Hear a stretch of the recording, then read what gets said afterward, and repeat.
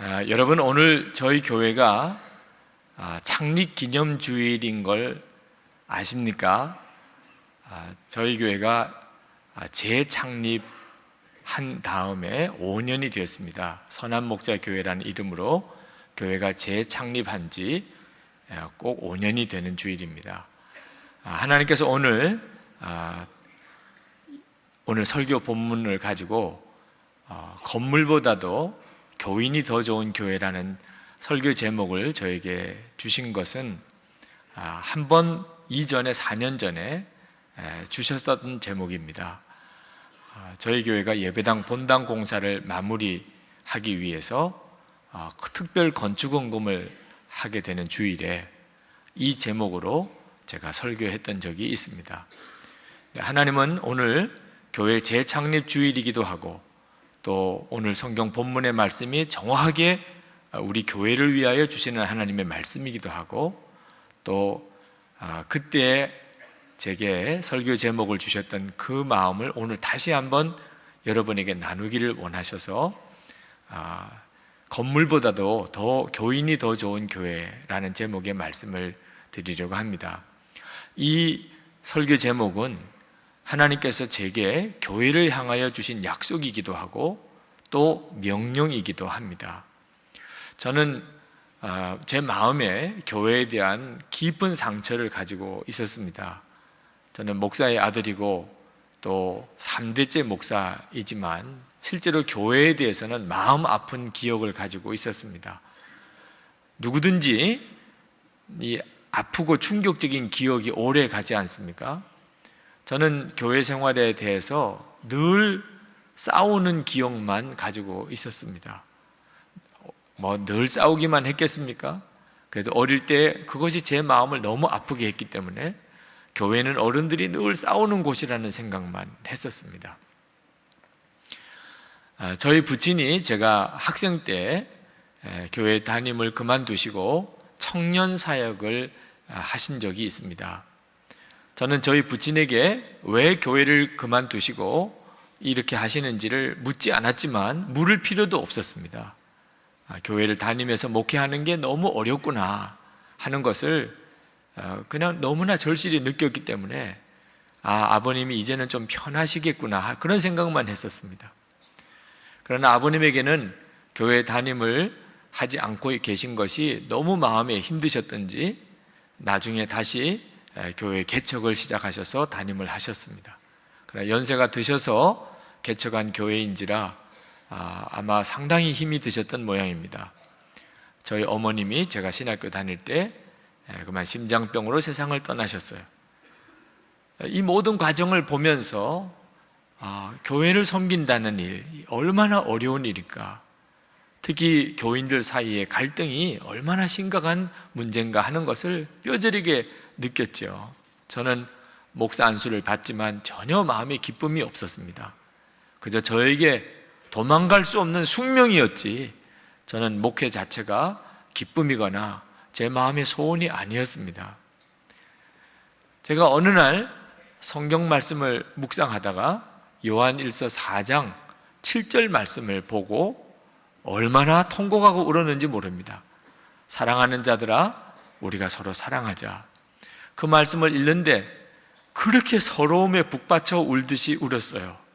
왜 그렇게 서러웠는지 저는 저 자신의 마음속에 교회에서 교우들 사이에 싸우고 갈등하는 것으로 인한 받은 상처가 그렇게 깊이 있는 줄을 몰랐습니다. 근데 서로 사랑하자라고 하는 그 말씀이 그것을 쳤어요. 어릴 때부터의 제 마음의 아픔과 기억이 다 솟구쳐 나오면서 정말 그 성경 구절을 붙잡고 얼마나 울었는지 모릅니다. 근데 하나님께서 제 마음의 쓴뿌리를 건드리시기 위해서 하신 것이 아니고 목사가 되었으면서도 목회에 대한 기쁨을 또 목회에 대한 소망을 갖지 못하고 있는 저를 치료하시려고 그 말씀으로 성령께서 저를 만져주신 것이라는 걸 나중에서야 알았습니다. 그렇게 울고 제 마음에 교회에 대한 상처가 씻은 듯이 사라졌어요. 기억에 떠오르는 수많은 분들이 있지만 그분들에 대한 원망과 미움이 다 없어졌어요.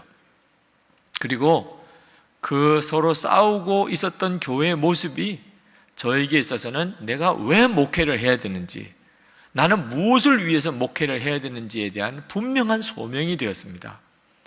천국같이 은혜롭고 서로 사랑하는 교회를 세우는 것, 그것은 하나님께서 저에게 주신 사명이고, 그리고 제 소망이 되었습니다. 오늘 초대교회의 모습을 우리가 읽습니다. 이것은 정말 꿈과 같은 거죠. 우리 교회의 건물과 비교하면 외형적으로는 초대교회는 정말 보잘것없는 교회입니다. 예배당 건물 하나 없어요. 목회자가 있습니까? 훌륭한 교회 조직이 있습니까? 성경책이 있습니까? 교인들이 또 많습니까? 그들은 예수 믿는 것 때문에 죽음을 각오해야 되는 그런 처지에서 그들은 신앙생활을 했습니다. 겉으로 보면 부러울 것이 하나도 없는 교회인데, 그런데 오늘 성경을 읽어보면 그렇게 부러운 교회입니다. 그 초대교회 사도행전에 나오는 이 교회는 정말 놀라운 교회였어요. 그들은 예배를 드릴 때마다 너무나 뜨거운 감격이 있어서 날마다 성전에 모여 예배하기를 힘쓰고, 그리고 기도가 불이 있었고, 하나님의 말씀을 배우고자 하는 사모함이 있었고, 그리고 성령의 능력으로 기사와 표적이 강하게 나타났던 교회입니다. 가장 부러운 것은 성도들 사이의 사랑입니다. 오늘 말씀에 44절 45절에 보면 믿는 사람이 다 함께 있어 모든 물건을 서로 통용하고 또 재산과 소유를 팔아 각 사람의 필요를 따라 나눠주고 했습니다. 부자와 가난한 사람이 차별이, 장벽이 없어지는 교회가 되었습니다. 서로 내 거다 하지 않고 다 같이 내어놓고 필요한 대로 누구든지 가져다가 쓰는, 세상에 천국에서나 있을 만한 이런 일이 그 초대교회는 이루어진 거죠. 사도행전 10장에 가서 보면 유대인과 이방인의 장벽이 무너집니다. 지금도 해결 안 되고 있는 문제인데 어떻게 그게 가능할 수 있을까? 빌레몬서에 가보면은 주인과 종, 엄격한 신분의 차별이 있었던 당시에 주인과 종의 장벽이 교회 안에서 무너져 버립니다. 꿈과 같은 교회죠. 믿어지지 않는 역사가 일어났어요. 이것이 성령께서 역사하셔서 세워진 사도행전에 나오는 초대교회의 모습입니다. 예수님께서 영생의 길을 묻는 부자 청년을 만나서 내 모든 소유를 다 가난한 자에게 나눠주고, 그리고 너는 나를 따르라고 하신 적이 있죠. 그때 그 부자 청년은 재산이 많은 까닭에 근심하며 떠나갔다고 그랬습니다. 그 모습을 보고 제자들이 주님, 모든 재산을 다 가난한 자에게 나눠주고 그리고 예수님을 따라야만 영생을 얻을 수 있다면 도대체 영생 얻을 자가 누가 있겠습니까? 그렇게 말할 때 예수님께서 사람으로는 할 수 없으나 하나님은 하신다고 말씀하셨죠. 그 예수님의 예언이 사도행전 2장에 그대로 이루어졌잖아요. 사람들이 자기의 재산을 다 내놓고, 그리고 가난한 사람들이 필요하면 얼마든지 가져다 쓰는 교회가 된 겁니다. 복음이 그대로 이루어진 삶을 살았어요. 복음 따로 삶 따로 아니고 십자가 복음이 그대로 삶에 나타나는 그와 같은 교회가 된 겁니다. 나는 죽고 예수로 사는 게 복음이잖아요. 로마서 6장 6절에 우리 옛사람이 예수님과 함께 십자가에 죽고 이제는 예수님의 생명으로 살게 되었다고 말했는데, 정말 정확하게 예수를 믿고 복음을 내가 정말 정확하게 받아들이면 궁궐이나 초막이나 상관없게 됩니다. 돈이 많고 적은 게 아무 문제가 안 돼요. 이것이 초대교회에 그대로 이루어졌어요. 자, 문제는 지금도 그런 교회가 이루어질 수 있겠느냐 하는 문제입니다. 사도행전에 나오는 이 초대교회의 모습이 지금 그대로 이루어질 수 있을까요? 많은 교인들이 회의적입니다. 이건 성경에나 나오는 이야기지 실제로는 그런 교회가 있을 수 있겠습니까? 그러나 오늘 하나님께서는 이 말씀을 통해서 우리에게 무엇을 말하고 싶어 하실까요? 사도행전 2장에 이런 교회가 있었다는 것을 우리에게 그저 알게 하기를 원하시는 것일까요? 아니면 지금도 우리 가운데 이와 같은 교회가 설 수 있다는 걸 말씀하려고 하는 것일까요? 저는 분명히 믿습니다. 지금도 교회는 이렇게 되어질 수 있다고 말씀하시려는 것입니다. 왜냐하면 초대교회가 어떻게 이런 교회가 됐습니까? 사람들이 좋아서 그랬습니까? 그때는 너무너무 살기 좋은 형편이었기 때문에 사람들이 이렇게 순해지게 된 겁니까? 전적으로 성령의 역사죠. 환경과 사람을 조건을 뛰어넘어서 성령이 역사하시니까 이런 교회가 된 것 아닙니까? 그렇다면 지금도 역시 똑같이 그렇게 될 수 있다고 우리가 믿을 수 있는 것입니다. 왜냐하면 지금도 성령의 시대 아닙니까? 성령의 역사는 사도행전 2장뿐만 아니고 지금도 우리 가운데 너무나 분명하게 역사하고 있지 않습니까? 하나님은 우리에게 믿음을 분명하게 갖기를 원하십니다. 지금 우리에게 필요한 것은 이와 같은 교회가 지금도 있을 수 있다, 지금도 세워질 수 있다고 믿는 믿음이 필요합니다. 1970년대에 시카고에 있는 트리니티 신학교의 빌지키안 교수님, 길버트 빌지키안 교수님이 학생들에게 교회가 바로 세상의 희망이라고 늘 그렇게 가르쳤습니다. 정말 교회가 세상의 희망이 맞습니까? 우리들끼리 하는 이야기 아닐까요? 근데 이 길버트 빌지키안 교수님은 분명히 교회가 세상의 희망이라고 그렇게 가르치면서 예를 든 것이 사도행전 2장 오늘 본문에 나오는 교회입니다. 성령이 강하게 임하시면서 교회가 섰고, 그때 모든 성도들의 가슴에는 하나님의 은혜가 충만하였고, 그들은 환난과 핍박을 만나고도 담대하게 복음을 전했고, 그리고 기사와 이적이 일어나고, 무엇보다도 그 공동체 안에는 가난한 사람이 없었습니다. 가지고 있는 모든 소유를 서로 내어놓고 어려운 사람, 가난한 사람 다 도움을 받아서 궁핍한 사람이 하나도 없는 이와 같은 천국과 같은 교회 공동체가 섰고, 그랬기 때문에 날마다 구원받는 사람들을 하나님이 더해 주시는 이와 같은 교회가 있었다는 거죠.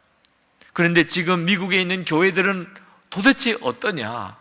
왜 사도행전 2장에 있는 교회와 너무나 다르냐?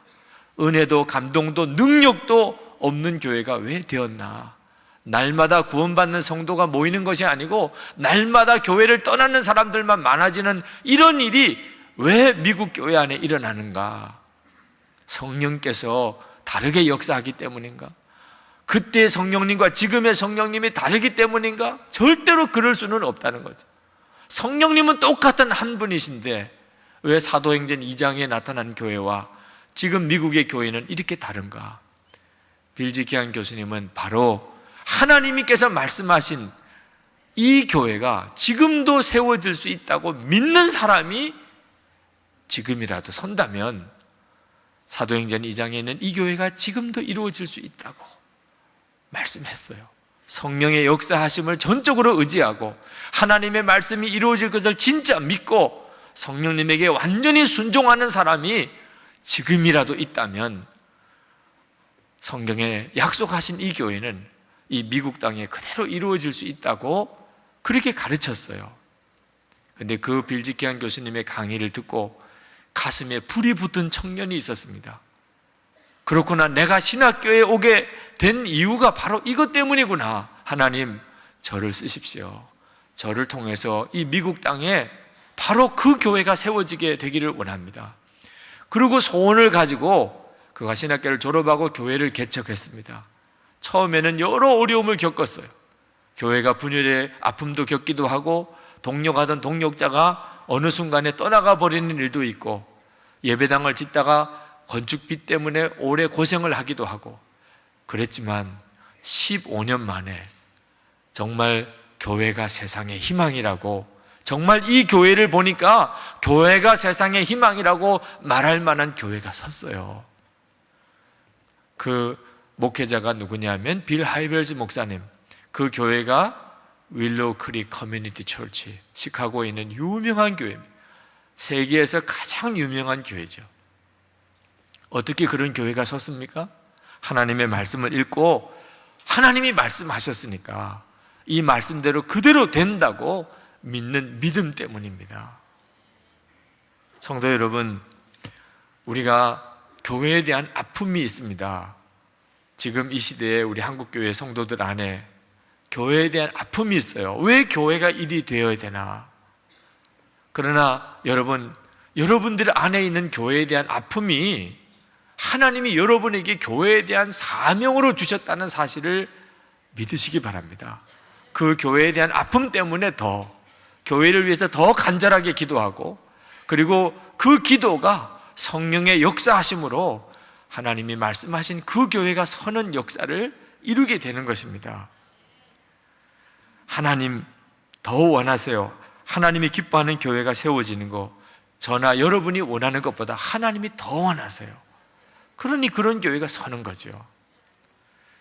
제가 이 예배당 공사를 마무리하기 위해서 이제 공사를 시작하면서 건축 헌금을 성도들에게 요청하는 그 주일 설교를 할 때 솔직히 제 마음은 상당히 혼란스러웠습니다. 제가 이 교회에 부임해 오기 바로 얼마 전에, 몇 개월 전에 저는 폴란드를 다녀왔었습니다. 폴란드에 있는 선교사님을 방문하고 선교지를 둘러보려고 갔다가 폴란드 캐톨릭 교회를 보았습니다. 그 캐톨릭 교회가 얼마나 웅장한 예배당을 가지고 있는지, 그 교회가 얼마나 부잔지를 가서 보았어요. 그런데 캐톨릭 교회, 폴란드 교회 다니는 폴란드 사람들은 얼마나 가난한지 몰라요. 저는 그때 예배당이 크고 화려하다고 이것이 꼭 하나님께 영광 돌리는 건 아니구나, 그런 결론을 내렸습니다. 예배당 크게 짓는다고 하나님이 꼭 영광 받으시는 건 아니구나. 그래서 제가 돌아오면서 나는 예배당 크게 짓는 일은 하지 않을 거야, 그렇게 마음에 스스로 결정을 했고, 그게 하나님이 저를 폴란드를 보내시면서 깨닫게 하시는 것이라고 생각했습니다. 그런데 얼마 안 있어서 제가 이 교회 담임 목사를 온 겁니다. 예배당 공사를 하다가 중단 상태에 있었습니다. 이 예배당 공사를 마무리해야 돼요. 건축비도 많고 여전히 많은 건축비가 들어갑니다. 저는 하나님의 뜻이 이해하기가 어려웠습니다. 하나님이 분명히 저에게 도전하신 것은 예배당 건물 크게 짓는다고 하나님이 꼭 영광 받으시는 게 아니라고 깨닫게 하셔놓고, 이 엄청나게 큰 예배당을 빚을 지어가면서까지 왜 지어야 하나? 그러나 이건 선택의 문제가 아니었어요. 이제 예배당 건축을 하자 말자 할 수 있는 문제도 아니었어요. 오직 빨리 이 예배당 공사를 마쳐야만 하는 한 길밖에 없었습니다. 그때 하나님 앞에, 하나님, 저는 도대체 어떻게 해야 합니까? 예배당 건축에 대해서 마음에 간절한 열망과 확신을 가지고 건축을 해도 쉬운 일이 아닌 게 예배당 건축인데, 저처럼 해야만 하는 의무감 때문에 도대체 어떻게 이 예배당 건축을 마무리할 수 있습니까? 특히 제 마음이 이런데 어떻게 교우들에게 헌금에 대해서 제가 설교할 수 있는 겁니까? 그런데 그때 하나님께 그 문제를 가지고 기도하는 중에 하나님이 주신 응답이 오늘 이 설교 제목입니다. 저는 하나님께 기도할 때 예배당 큰 건물 짓느라고 많은 돈이 들어가는 것, 그리고 이걸 또 은행 부채를 해서 이걸 지어야 하는 것이 너무너무 답답했습니다. 큰 예배당 짓는 건물이 제게는 너무 큰 중압감이었어요. 그때 하나님께서 저에게 말씀하시기는, 하나님에게 있어서는 이 건물이 큰 것도 아니고 그 많은 건축비가 하나님에겐 조금 더 어려운 문제가 아니라는 겁니다. 하나님이 정말 문제 삼는 것은 건물이 아니고 사람이라는 것이었어요. 예배당 건물이 너무 크다 이렇게 평가하려면 그건 왜 그렇지요? 예배당 건물은 큰데 그 교회 교인들의 믿음은 작고, 예배당 건물은 큰데 그 교회 교인들의 기도는 너무 적고, 자기만을 위한 기도요, 민족을 위한 기도는 전혀 없고, 예배당 건물은 큰데 그 교인들의 사랑은 원수를 용서하고 사랑하고 어려운 이들을 사랑하는 사랑은 너무 보잘것없을 때 건물은 너무 큰 거죠.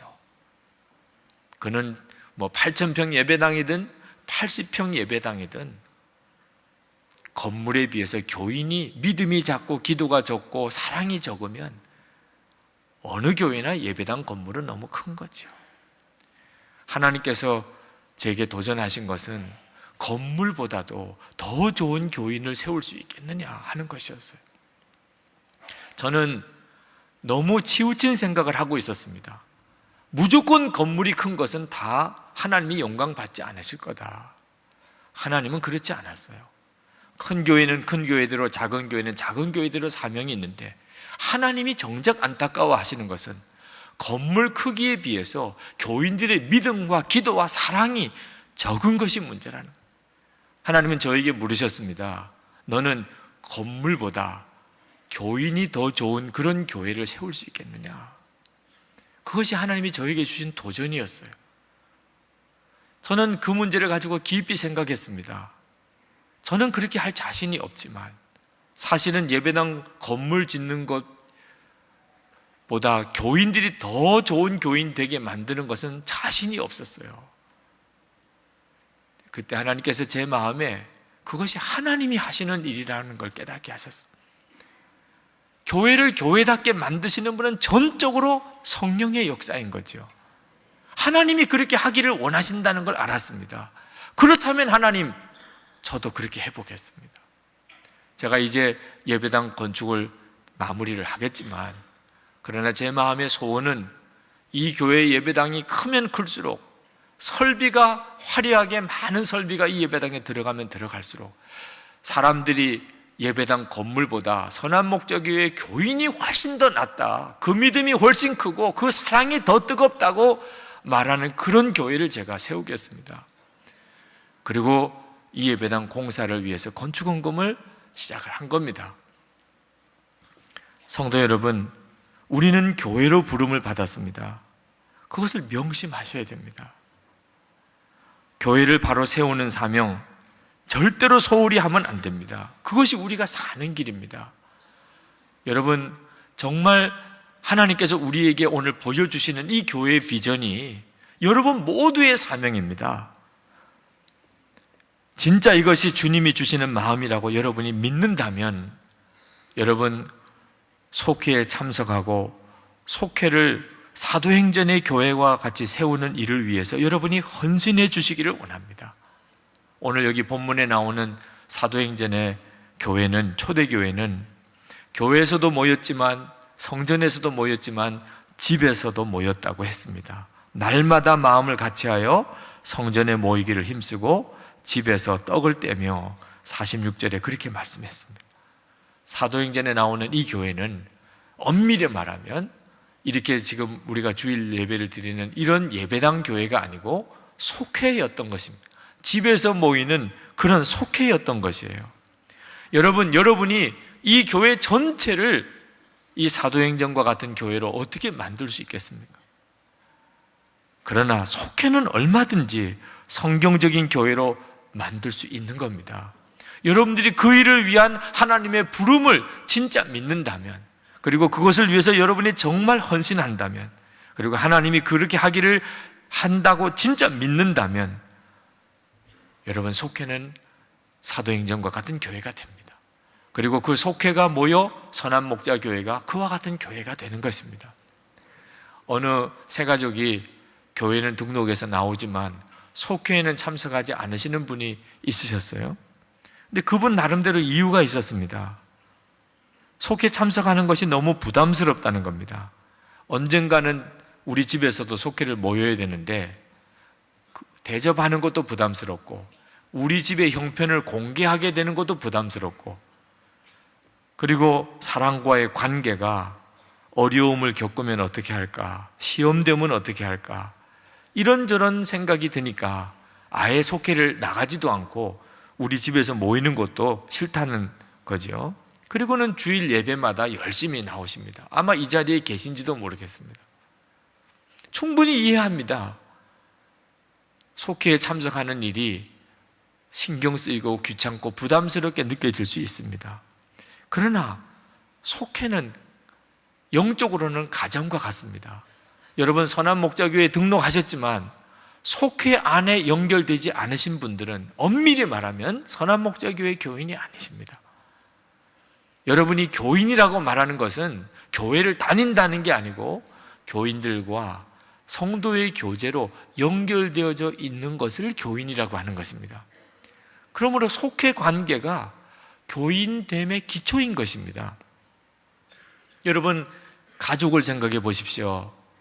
가족이 있다는 것이 어떤 때는 부담스러울 때가 있잖아요. 가족이 있기 때문에 어떤 때는 책임을 져야 되잖아요. 가족이 있기 때문에 어떤 때는 여러분 마음대로 할 수도 없잖아요. 그러나 그렇다고 해서 가정을 버리고 혼자 있으면 행복한 겁니까?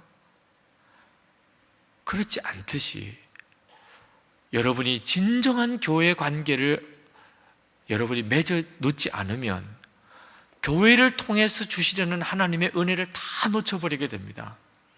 하나님은 우리가 이 세상에 사는 동안에 천국을 맛보고 살 수 있도록 허락하신 것이 교회입니다.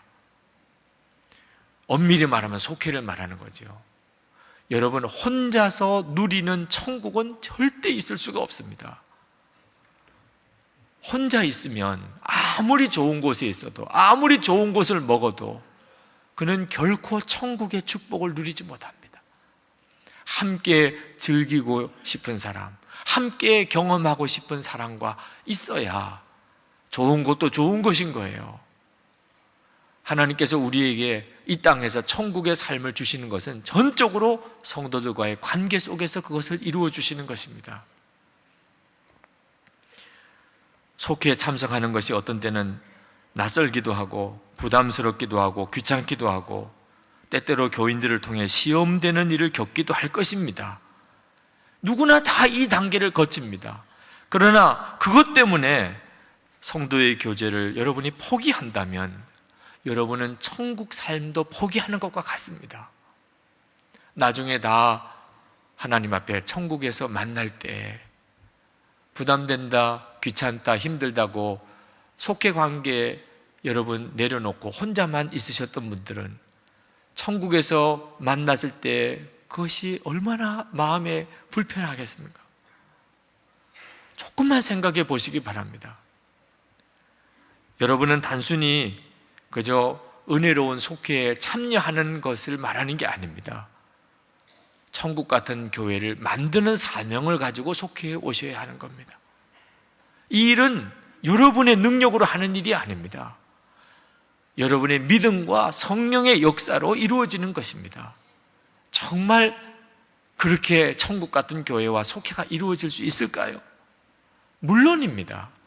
한 번은 어느 목사님이 빌리그레암 목사님에게 물었습니다. 목사님, 정말 천국 같은 교회, 그와 같은 부흥이 있는 교회가 어떻게 이루어질 수 있습니까? 그때 빌리그레암 목사님이 그 목사님에게 말씀하셨어요. 목사님만 성령님을 회방하지 않으면 그러면 됩니다. 성령의 역사를 이루어지는 거예요. 교회의 부흥과 천국 같은 교회는 성령님께서 하시는 거예요. 그런데 정작 문제는 환경도 문제도 아니고 어떤 사람도 문제도 아니고 성령님이 역사하시려고 하는데 내가 그 성령님의 방해거리가 되는 겁니다. 성령님이 하자는 대로 움직여주지 않는 거죠. 그러니까 성령님이 역사를 못 하시는 것이지 성령님이 역사를 안 하는 게 아닙니다. 여러분, 속회에 참석해야 될까요? 말아야 될까요? 한번 기도해 보세요. 주님께. 성령께서 너는 하지 마라. 그러면 저에게 와서 확인하시고 안 하셔야 돼요. 성령님께서 속회 가지 말라고 한 사람은 안 가시는 게 도와주는 거예요. 그러나 기도 중에 가야지. 그러면 가야 하는 거예요. 성령의 역사는 내가 순종하는 길을 통하여 나타나는 것이기 때문입니다. 유명한 소설가인 정연애 씨는 아주 인텔리 여성입니다. 공부도 많이 했고 자부심도 강한 분이에요. 그러나 그가 겉으로는 너무나 잘 사는 것 같았고 화려했지만 그 내면은 철저하게 무너지는 삶을 살았습니다. 사랑하는 친구가 그에게 간절히 전도를 했습니다. 그래서 그가 너무 마음이 공허하고 힘들어서 교회를 나오게 됐어요. 그렇지만 아직까지 그는 온전히 거듭난 성도는 아니었습니다. 그러던 중에 그가 큰 교통사고를 당하고, 그리고 생명은 잃지 않았지만 얼굴이 몹시 흉하게 일그러졌습니다. 그것이 그에게는 그만 기도 제목이 되었어요. 하나님이 정말 살아계시다면 하나님, 내 얼굴 좀 고쳐주세요. 기도하다가 그때 당시에 성령의 능력이 강하게 나타난다는 하늘산 기도원 소개를 받았습니다. 그래서 그가 하늘산 기도원이라는 걸 찾아왔어요. 찾아서 첫 번째 집회에 참석하고 혼비백산했습니다. 자기 같은 수준의 사람이 올 때가 아니에요. 사람들이 북을 치면서 찬송을 하는데 이건 완전히 광신도 집단, 소리를 지르면서 기도를 하는데 이건 이해가 안 되는 겁니다. 그리고는 그냥 예배 중에 빠져나왔어요.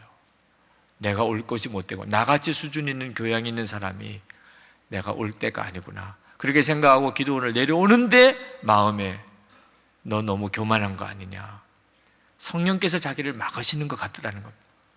너가 진짜 마음이 갈급하냐, 너 정말 나에게 기도하러 온 거 맞느냐. 내려오다가 그만 멈춰섰습니다. 내려가지도 못하고 올라가지도 못하고. 그리고는 다시 집회장 뒤쪽에 앉았어요. 그는 집회에 참석한 것이 아니고 그냥 구경하러 앉아 있는 겁니다. 사람들이 나와서 간증하는 것도 듣고, 방언하는 기도도 보고, 예언하는 것도 보고, 입신하는 것도 보고, 그러나 그냥 다 우습기만 하더래. 사람들이 다 이상하게 된 것처럼 보이더래. 제일 힘든 것은 꼭 기도만 하면 주여 3번 크게 소리 지르고 기도하자는 거예요. 천장에 다 떠나가도록 기도를 하는데, 자기는, 자기 같은 교양 있는 사람은 그렇게 소리 지르는 것 자체가 용납이 안 돼요. 그래서 주여 3번 크게 부르짖을 때 자기는 우아하게 주님 이렇게 기도하면서 기도를 했다는 거예요. 그렇게 마지막 집회까지 갔다가 마지막 집회하러 예배당에 올라가는데 이건 아니잖아. 꼭 자기만 이방인 같고 무언가 자기 자신에게 문제가 있는 것 같은 느낌을 받고, 오늘이 마지막 집회인데 그렇게 생각하고는 예배당에 들어가서 자기도 모르게 맨 앞자리로 나와 앉았어요. 말씀을 듣고, 그리고 강사님이 또 우리 이제 기도할 텐데 주여 3번 크게 부르짖고 통성으로 기도하자는데, 그때 마음에 갈등이 오더랍니다. 나 같은 이렇게 수준 있는 여자가 두 손 들고 주여 3번 크게 부르짖는다는 게 용납이 전혀 안 돼요. 너무 부끄러워요. 그런 자기 자신의 모습을 본다는 게 너무 부끄러워. 그런데 이제 절박하게 마지막으로 몰린 느낌이 들어요. 정말 이제는 끝이다 하는 생각이 드는 겁니다.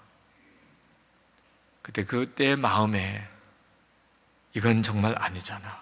내가 이건 순종하는 게 아니잖아. 순종이라고 하는 것은 이해가 되고 내 마음에 맞고 하는 거 상관없이 하는 게 순종이잖아. 그때 해산하는 고통으로 기도하라는 말씀이 들렸어요. 해산하는 고통이라는 게 뭘까? 그건 죽는 고통과 똑같은 거잖아. 그래서 그때 마음에 정말 죽자. 내가 죽으면 부끄러움이 뭐가 있나? 자존심이 어디에 있나? 그리고 그가 강사 목사님이 종을 치면서 이제 주여 3번 부르짖고 기도하자고 할 때 정말 두 손을 들고 자기 평생에 한 번 그렇게 소리 질러 본 적이 없는 여자가 주여라고 소리를 쳤습니다. 하나님 앞에 나는 죽었습니다. 나는 이제 하나님에게 완전히 복종할 것입니다. 내 인생을 하나님께 완전히 드립니다. 그런 마음의 중심으로 그는 주여라고 소리를 질렀어요. 그리고 하나님의 성령이 그에게 임한 겁니다.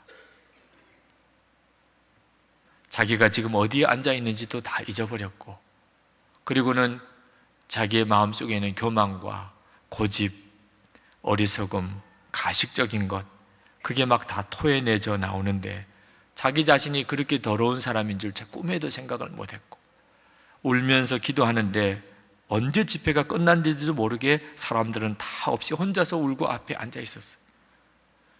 그리고는 자기 숙소로 돌아와서, 그리고 세수하고 거울을 보는데 얼굴이 다 바로 돌아온 거예요. 그분이 경험한 성령의 체험입니다. 제가 오늘 이 말씀을 여러분에게 드리는 것은 정연이라고 하는 소설가가 경험했던 성령 체험을 여러분에게 들려드리고 싶은 게 아니고, 내 얼굴이 일그러진 것으로 인해서 그렇게 안타까울 수 있다면, 여러분, 교회 얼굴이 일그러진 것으로 인한 안타까움은 왜 안 생기나 말입니다. 지금 한국교회는 한국교회의 이미지에 대한 심각한 지금 어려움을 겪고 있습니다. 이것은 내 얼굴 일그러진 것 이상으로 우리 가슴을 아프게 하는 거잖아요. 하나님, 이거 언제까지 이렇게 가야 합니까? 교회는 세상의 빛과 소금이어야 하는, 이 민족의 소망은 정말 교회밖에는 없는데 하나님, 이거 언제까지 이렇게 가야 합니까? 여러분, 먼저는 믿음이 필요합니다. 하나님은 교회를 바로 세우기를 원하세요. 정말 세상 사람들이 교회를 바라볼 때 빛과 소금으로 보도록 그렇게 하나님이 교회를 세우기를 원하십니다. 사도행전 2장에 나오는 그 교회처럼 수많은 사람들이 교회에 대한 이야기를 듣고 감동받아서 교회로 날마다 사람들이 더해 오도록 하나님께서는 계획하고 계세요. 문제는 그것을 진짜 자기 문제처럼 여기고 하나님 앞에 눈물로 내 얼굴 일그러진 거 고쳐달라고 부르짖는 이상으로 주님의 몸된 교회에 세상에 알려져 있는 모습이 바로잡아지도록 믿고 기도하는 성도들이 있느냐 하는 거죠. 성도 여러분, 여러분 안에 교회에 대한 상처가 있습니까? 그러면 이것이 여러분에게 주신 사명이라고 믿으세요. 그것 때문에 여러분 다시 교회를 다시 세워야 하는 겁니다. 속회부터 시작하세요. 속회에 참석하지 않고 계신 분 계십니까? 은혜로운 교회에 내가 그냥 참여하는 것이 아니고 은혜로운 교회를 세우는 것이죠. 이건 우리 자신이 사는 길입니다. 교회에 대한 마음에 부담을 주신 분이 있습니까? 선한목자교회 교인이 되면서 교회에 대해 기대가 있습니까? 하나님의 마음이고 또 여러분에게 주신 사명입니다. 이 시간에 우리 하나님 앞에 간절한 마음으로 기도하겠습니다. 하나님, 정말 건물보다도 교인이 더 좋은 교회가 되게 해 주옵소서. 이거는 만만치 않은 기도 제목입니다. 우리 교회 건물 규모나 시설이 모든 사람들이 다 부러워할 만한 교회입니다. 그러나 교인은 그보다 더 좋다. 이건 꿈과 같은 사명이기도 합니다. 이건 성령님께서 해주실 일입니다. 그리고 여러분 자신의 문제이기도 합니다. 이제 기도하실 때 교회 위에서 오늘 간절한 기도를 부탁합니다. 하나님, 축복의 교회가 서게 되기 원합니다. 그리고 나를 쓰시옵소서. 기도하겠습니다. 은혜와 사랑이 충만하신 아버지 하나님, 사모하며 갈급한 마음으로 하나님의 주시는 마음을 전했습니다. 사랑하는 성도들의 마음의 심령에 하나님 같이 해주시고 역사해 주시기를 원한 우리의 마음의 간절함이 아버지 하나님께 있습니다. 하나님, 교회를 축복하여 세우시는 주님 들어주옵소서. 은혜로 교회 주옵소서. 오늘도 하나님 사랑하는 성도들의 마음을 만져주시고 하나님 기름 부어 주옵소서. 아버지, 나의 하나님, 우리가 하나님 소원하고 주님 역사해 주시기를 원한 그들과 은혜로 도와여 주옵소서. 아버지, 가슴이 터질 것 같습니다. 너무너무 주님 안타깝습니다. 은혜로신 하나님, 그러나 하나님께서 하나님 사랑하는 성도들 모아주셨습니다. 역사를 바꾸기 위하여, 이 민족을 새롭게 하기 위하여 하나님 사랑하는 성도들을 성령 안에서 연합하게 해주옵소서. 하나님께서 허락하시는 진정한 교회를 세우는 일을 위하여 모든 성도들을 하나님 축복해 주옵소서. 간절한 기도를 주옵소서. 주님 응답해 주옵소서. 하나님께서 그 일을 이루시기를 원합니다. 아버지 하나님, 항상 역사하신 주님 찬양합니다. 영광, 존귀, 찬송 주님께 올려드립니다. 은혜와 사랑이 많으신 하나님, 교회가 재창립되고 5년이 지났습니다. 하나님, 원근 각지에서 꿈과 같은 성도들이 모였습니다. 그러나 우리 안에는 교회에 대한 상처가 많습니다. 그러나 하나님, 이것이 우리의 사명인 것을 믿습니다. 우리 안에 교회에 대한 상처가 있는 까닭에 하나님, 우리가 서로 진정으로 연합하여 하나님의 기뻐하시는 교회가 설 수 있게 되기를 원합니다. 이것이 우리의 눈물의 기도가 되기를 원합니다. 주님 응답하시고 성령님 역사해 주옵소서. 한국교회 안에 진정한 치유와 회복이 일어나기를 원합니다. 하나님 성령의 기름 부음이 교회의 회복으로 나타나게 되기 원합니다. 세상을 변화시키는 하나님의 도구로 한국교회를 새롭게 해 주옵소서. 그 일을 위하여 선한 목자교회가 쓰임받게 해 주옵소서. 모여든 성도들이 꿈과 같은 하나님의 역사를 경험하고 하나님께 감사와 찬송을 올리는 역사가 일어나게 해 주옵소서. 우리와 우리의 후손들이 영원히 복을 받을 만한 교회가 일어나게 해 주옵소서. 속회에 참여하여 속회를 세워나갈 때에 하나님의 기적들이 사도행전 2장에 나타난 역사처럼 나타나게 해 주시옵소서. 오늘 2008년 마지막 주일 예배를 드립니다. 하나님, 우리의 마음의 중심에 찬양과 감사를 하나님께 올려드립니다. 이제 사랑하는 성도들이 헌금한 것을 봉헌합니다. 성도들의 간절한 마음의 소원과 주님을 향한 뜨거운 감사와 사랑이 담겨져 있습니다. 드려진 이 예물들을 하나님께서 받으시고 하나님이 원하고 기뻐하는 뜻대로 쓰시기를 원합니다. 아버지 하나님, 또한 사랑하는 성도들에게 복을 주옵소서. 가장 어렵다고 하는 때에 하나님의 기적을 살아가게 해 주옵소서. 하나님, 성도들의 육신과 심령을 축복하고 치료하시고 가정을 회복시키시고 기업에 복을 주옵소서. 주의 일할 힘이 항상 차고 넘치게 해 주옵소서. 이 한 주간 동안 성령님 시간 뜨겁고 강하게 성도들을 사로잡으시고 교회를 축복하여 주옵소서. 저 북한 땅을 주님께 다시 한번 올려드립니다. 하나님, 주님의 은혜로 이 땅이 하나 되게 해 주옵소서. 세계 열방에 나가 있는 선교사님들을 위하여 기도합니다. 선교사님들을 주의 오른손 장중에 붙들어 주옵소서. 주님 다시 오심을 기다리는 사명의 길에 주님 힘을 더하여 주옵소서. 하나님 감사합니다. 주님 영광과 찬송을 주님께 올려드립니다. 예수 그리스도 이름으로 간절히 기도합나이다. 아멘.